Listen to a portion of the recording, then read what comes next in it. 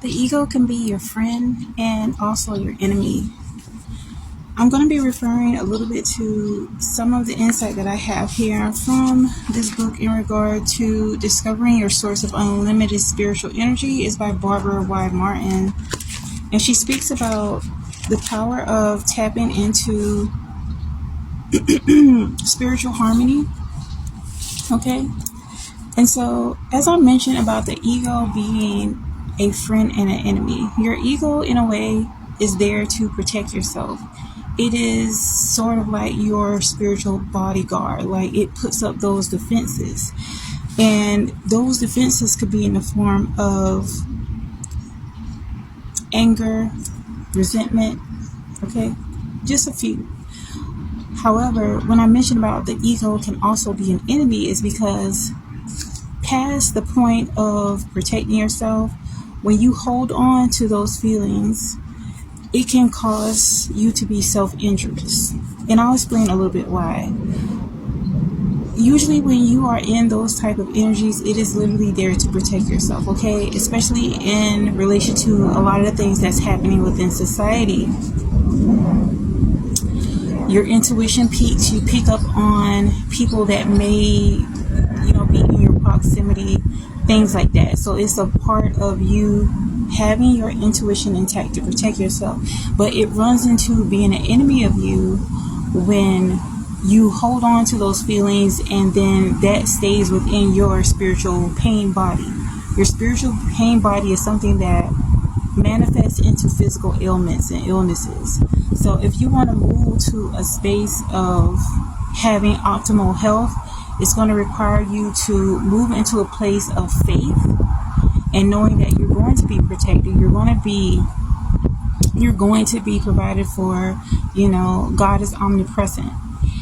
And when you hold on to those things, when you hold on to fear, when you hold on to anxiety, when you hold on to the what ifs, especially bearing into mind to a lot of things that's happening within society, it will manifest into more fears. It can manifest into you actually creating illnesses within your body.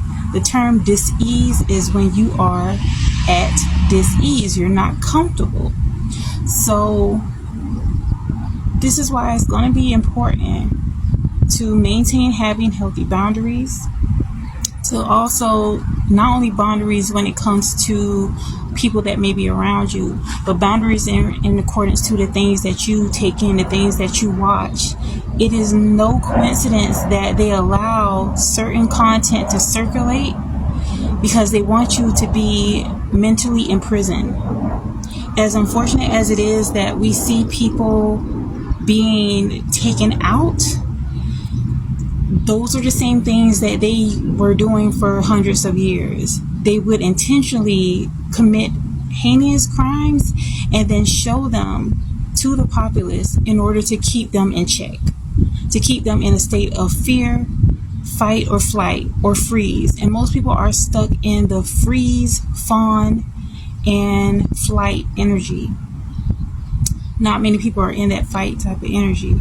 So in order to free yourself, I'm definitely speaking in regard to, again, this can resonate for men and women, but I'm speaking especially in regard to women, because if you're not moving your body, if you are stuck in the fear of literally just going outside because of the things that are being put on the news, if you're not taking well care of yourself, how can you take care of those that you're responsible for? Even if you don't have children, you're responsible for yourself. So if you are not going out getting good prana, breathing the beautiful prana, shout out to Ralph Smart.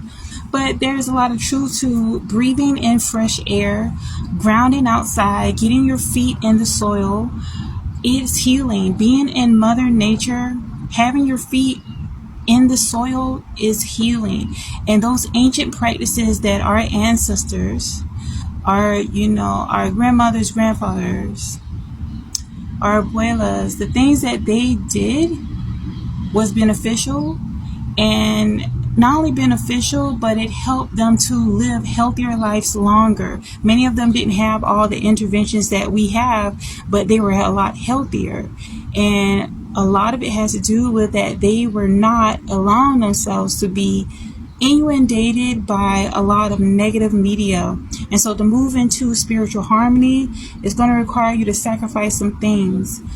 Sometimes we can get addicted to these feeds. We can get addicted to the things that are put in media as if we feel like we're missing out on something. A lot of this stuff is recycled. It's a new day, but they're regurgitating a lot of the same information, and they literally have a lot of people hooked on fear corn. Substitute the C for a P. And so to free yourself from that, you're going to have to move into a place of knowing that, first of all, anything that is created starts in the mind. So you start by thinking your way out of that fear, thinking your way out of ego, and move into faith. Move into a space of, even if you don't use the term Jesus or Yeshua or Christ, you could say Great Spirit, the universal God, Abba. Okay, there's so many different references to a higher power. But when you think about it, everything is under the control of the Most High. So when you move into casting all your burdens and concerns on the Most High, on a higher power outside of yourself, you can move into a space of true liberation and actually embodying spiritual harmony in your life. Okay, we have the promise of spiritual harmony, faith, and understanding, and also patience when it comes to the Most High.